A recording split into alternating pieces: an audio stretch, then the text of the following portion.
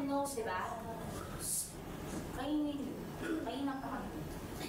You look for the mouth and nose of the victim for any obstruction. Okay? If you see yung obstruction kanina, lateral position the head. Depende po yung kung saan nakalagay yung obstruction, ha? No? Pwedeng sa left, pwedeng sa right. Okay? So kung saan mas malapit at mas madali siya kuhanin, doon siya iti-turn. So if you're going to turn the victim's head, use your index finger. Then, do the finger blind sweep ang tawag po natin doon. No? Finger blind sweep. Okay? Then for finger blind sweep. And then, sa loob ng mouth. Sa loob ng bibig.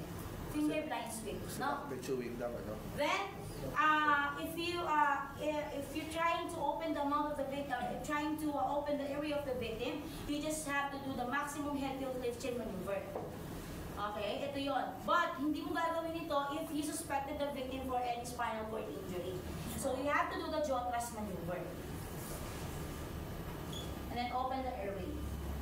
Okay? But if you don't suspect the victim, you can do the maximum head tilt lift chin maneuver.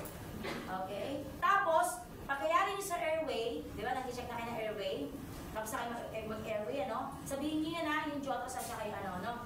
Nakakalimutan ko lang kanina. Yung kamay niyo na to, yung side ng kamay niyo, ilagay niyo na dito.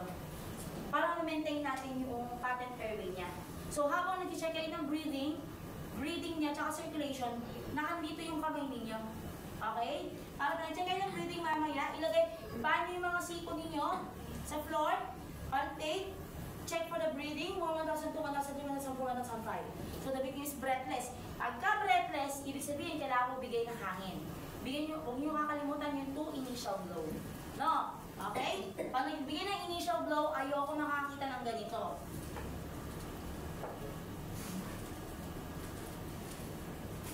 Hindi nyo pinubuksan yung bibig using your 2 fingers at ganito.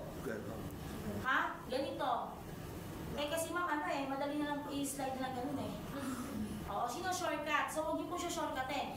Buka, pinch, buka, palpate. Buka, pinch, palpate. No? Okay?